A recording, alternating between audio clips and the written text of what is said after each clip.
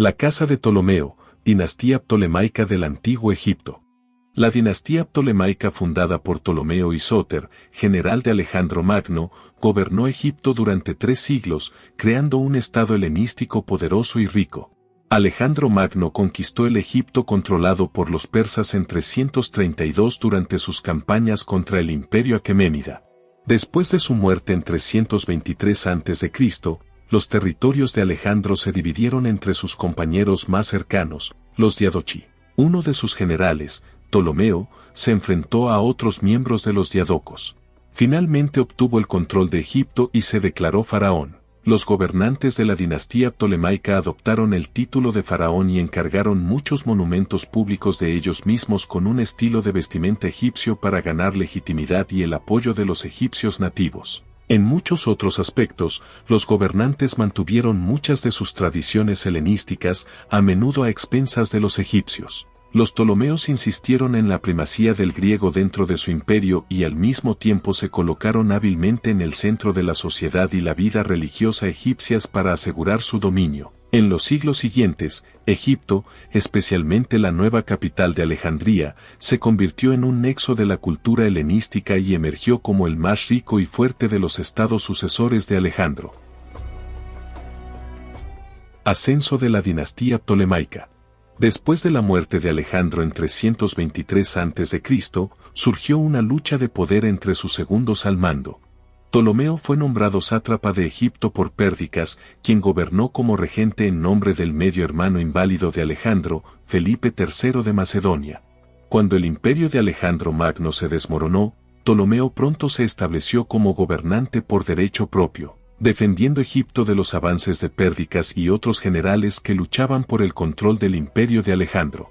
En 305 a.C., Ptolomeo salió victorioso, asumiendo los títulos de rey y faraón y cambiando su nombre a Ptolomeo y Sóter. Todos los hombres posteriores a él adoptaron el nombre de Ptolomeo y las mujeres, princesas y reinas, prefirieron a Cleopatra, Arsinoe o Berenice. Muy temprano bajo la dinastía ptolemaica se produjo un resurgimiento de las costumbres religiosas y culturales egipcias. Ptolomeo respetaba estas costumbres, aunque los primeros Ptolomeos en realidad no participaban en ellas. Durante el reinado de Ptolomeo II se adoptaron más costumbres egipcias, como el matrimonio entre hermanos reales según el mito de Osiris. También inició la tradición de participar en la vida religiosa egipcia, como la construcción y reconstrucción de templos y la participación en el sacerdocio. A mediados del siglo III a.C., Egipto era el más rico y poderoso de los estados conquistados por Alejandro. Unos 100 años después, las complicaciones en torno al trono y los ataques extranjeros debilitaron el reino, obligándolo a depender cada vez más de la República Romana. Bajo Cleopatra VII, que intentó restaurar el poder ptolemaico, Egipto libró una batalla con Roma. Al final, esto llevó a la ruina del país. Egipto se convirtió en una de las provincias más ricas de Roma y Alejandría siguió siendo de suma importancia hasta la Edad Media. Administración y sociedad. Los griegos eran una minoría en Egipto, pero eran una minoría privilegiada. Su influencia se extendió por todo el país, creando una clase greco-egipcia educada separada de la mayoría egipcia nativa. Los ciudadanos griegos eran los únicos que podían ocupar puestos de poder en el gobierno y la sociedad, también recibieron una educación griega tradicional, se casaron dentro de su propia comunidad y operaron bajo la ley griega. No hubo ningún movimiento importante para asimilar a los griegos a la cultura egipcia. Con el paso del tiempo, algunos egipcios que aprendieron griego lograron progresar. De hecho, muchos griegos que se identificaban a sí mismos eran de ascendencia egipcia. Esto resultó en una clase social emergente bilingüe y multicultural. Sin embargo, la gran mayoría de los egipcios disfrutó de pocos beneficios ya que la riqueza, el poder y la influencia permanecieron predominantemente en manos de los griegos. La dinastía ptolemaica enfrentó varias amenazas externas del imperio seleucida hacia el este. Estos conflictos no solo fueron costosos, sino que los ptolomeos también reclutaron egipcios para su ejército. Existir como ciudadanos de segunda clase en su propio país, ser reclutados por la fuerza para luchar en guerras ajenas y financiar estas batallas con impuestos más altos obviamente no sentó bien a los egipcios y provocó un descontento que ocasionalmente estalló en revueltas contra los poderes fácticos. El nacionalismo egipcio alcanzó su punto máximo durante el reinado de Ptolomeo IV Filopator, 221 a 205 a.C., cuando un autoproclamado faraón nativo, Ugronafor, obtuvo el control de un nomo y gobernó allí durante varios años hasta su muerte en 199 a. Su hijo, Ancuennefer, tomó el lugar de su padre y continuó gobernando hasta que fue subyugado por Ptolomeo V Epífanes alrededor del 186 a.C. Por supuesto, los agravios de los egipcios nunca se resolvieron y se convirtieron en la base de futuras revueltas bajo la dinastía ptolemaica. Religión ptolemaica. A pesar de los cambios administrativos y culturales, los gobernantes ptolemaicos no obligaron a los egipcios a alterar su propia cultura y sistemas de creencias. Por el contrario, apoyaron activamente las formas y prácticas religiosas tradicionales egipcias. En los primeros años, los diseños de los templos que continuaron los nuevos reyes y funcionarios se inspiraron en los estilos egipcios. En años posteriores, los Ptolomeos embellecieron templos previamente existentes, razón por la cual muchos templos existentes en Egipto son técnicamente construcciones ptolemaicas. Con el apoyo ptolemaico, estos templos se convirtieron en centros de aprendizaje. Vemos evidencia del crecimiento de cultos a Osiris, Isis y Horus, estatuas en templos, ofrendas de momias de animales, creación de relieves y bustos y celebración pública de festivales. Como es de esperarse cuando dos culturas chocan, los Ptolomeos introdujeron algunas de sus propias prácticas de adoración en Egipto. Ptolomeo I creó un nuevo dios, Serapis, una combinación de dioses egipcios y griegos, en un intento de mezclar elementos de la religión griega y egipcia para que los Ptolomeos pudieran ser aceptados como gobernantes. Para lograr este objetivo, los Ptolomeos también adoptaron la tradición de declararse dioses vivientes. Las reinas de la dinastía ptolemaica también recibieron elogios y atención. La reina y faraón Arsinoe II, esposa de Ptolomeo II, a menudo era representada en la forma de la diosa griega Afrodita, pero llevaba la corona del Bajo Egipto. El look se completó con cuernos de carnero, plumas de avestruz y otros símbolos tradicionalmente egipcios de realeza y deificación. Cleopatra VII, la última de la línea ptolemaica, a menudo se mostraba con rasgos de Isis, incluido un pequeño trono o un disco solar entre dos cuernos a modo de tocado. Las mujeres ptolemaicas eran bastante activas en la esfera religiosa, lo que indica que tenían acceso a algún tipo de educación, ya que debían leer música y textos. Dicho esto, fueron principalmente las mujeres de clase alta las que recibieron la mejor y más integral educación. Algunas excepciones provinieron de comerciantes que enseñaron a sus hijas habilidades como pintura, escritura, ciencias y matemáticas. Las reinas solían tener casi tanto poder como los reyes y, a veces, sus poderes eran iguales. La dinastía ptolemaica restableció la práctica egipcia de casarse entre hermanos, y reyes y reinas gobernaron juntos. De hecho, Ptolomeo II y Arsinoe II fueron designados faraones y tenían un poder considerable sobre el imperio. Arte y cultura.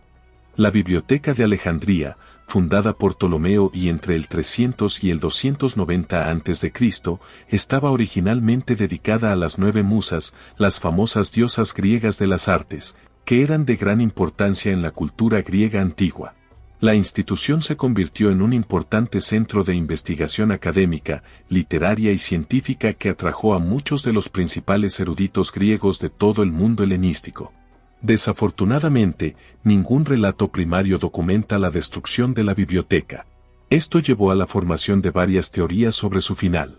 Algunos especulan que fue demolido en un incendio que comenzó cuando Julio César quemó la flota egipcia durante el asedio de Alejandría en el 48 a.C., o cuando el poderoso califa de la Meca en el siglo VII después de Cristo lo incineró.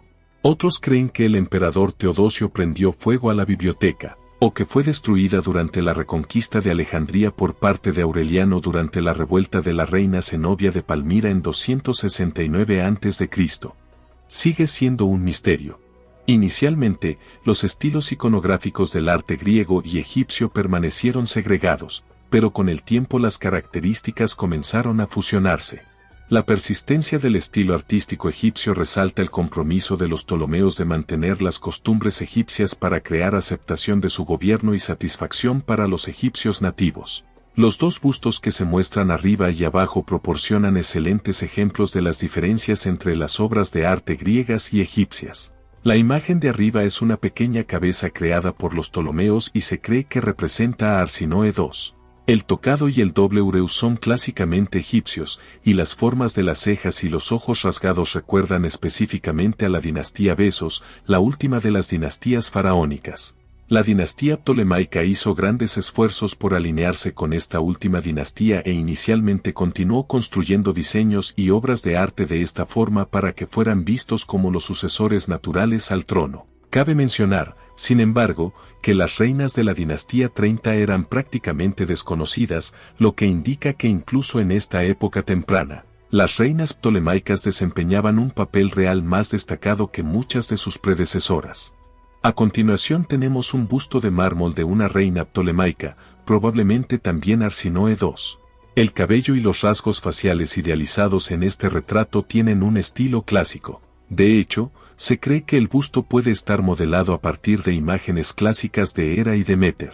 Es evidente que los primeros Ptolomeos enfatizaron diferentes aspectos de Arsinoe, pero ambos la deificaron como una diosa. Existe una gran cantidad de evidencia de la fusión del arte greco-egipcio a través de representaciones de esta reina. Generalmente vemos la incorporación de iconografía egipcia en su postura de zancada, el pilar detrás de su espalda y la cornucopia en su mano, mientras que su peinado y rasgos faciales también muestran influencias griegas. En términos generales, esta fusión artística retrataba a las mujeres con apariencia más joven, mientras que los hombres variaban desde idealistas hasta realistas. La influencia griega se puede ver claramente en el énfasis en las características individuales, por ejemplo, peinados, cara ovalada, ojos redondos y boca pequeña. Decadencia y caída de la dinastía ptolemaica. El final del periodo ptolemaico coincidió con el surgimiento de la República Romana. En ese momento, el poder ptolemaico se había reducido significativamente debido a conflictos externos, debido a los seleucidas y otras amenazas, así como a los casi constantes complots de los Ptolomeos para destronarse /diagonal o asesinarse entre sí. No tuvieron más remedio que aliarse con los romanos.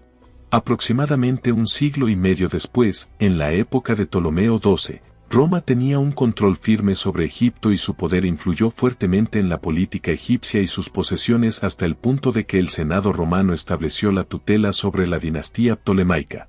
Después de una serie de intentos de golpe, Ptolomeo XII expresó su deseo de que Cleopatra VII se casara con su hermano, Ptolomeo XIII. Les pidió que gobernaran juntos en su testamento, nombrando al Senado como albacea, dando así a Roma aún más control sobre los Ptolomeos y, en consecuencia, sobre Egipto como país. Después de la muerte de Ptolomeo XII, Cleopatra VII y Ptolomeo XIII ascendieron al trono y se casaron. Sin embargo, Cleopatra fue despojada de su poder poco después, lo que la obligó a huir al exilio. Allí comenzaría a planificar su propio golpe con el apoyo nada menos que del propio Julio César. Julio César llegó a Alejandría en el 48 a.C. para ayudar a poner fin a la guerra de inspiración nacionalista en Egipto. Como el país era el principal proveedor de cereales y otros bienes de Roma, una guerra con Egipto habría causado graves daños a Roma y a sus ciudadanos. Cleopatra le fue entregada de contrabando en secreto y él aceptó apoyar su reclamo al trono. Ptolomeo XIII y sus asesores huyeron del palacio y volvieron a los guardias contra su hermana, obligándola a atrincherarse dentro de los muros del palacio hasta que pudieran llegar refuerzos romanos. Cleopatra luego se casó con su hermano menor, Ptolomeo XIV, y poco después recibió el título de faraón.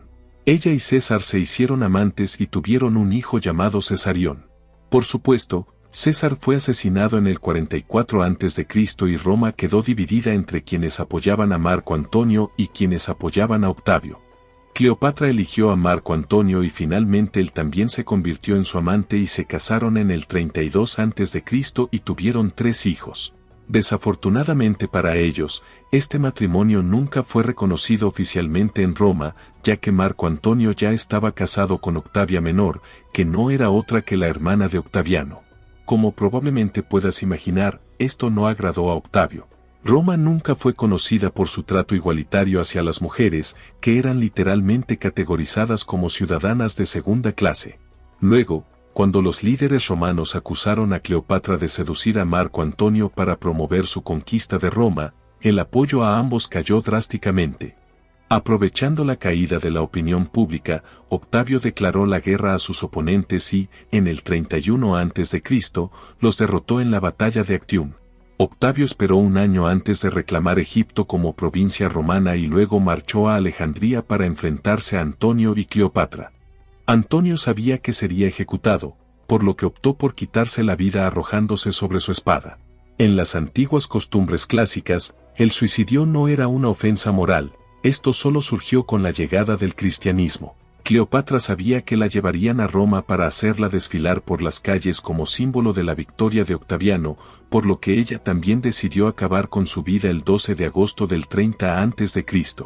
La mayoría de nosotros hemos escuchado la famosa historia de Cleopatra muriendo por la picadura de un áspid venenoso, pero realmente no hay manera de probar o refutar esta historia sin más evidencia. Después de la muerte de Cleopatra, Octaviano ordenó la ejecución de su hijo adolescente y heredero, Cesarión.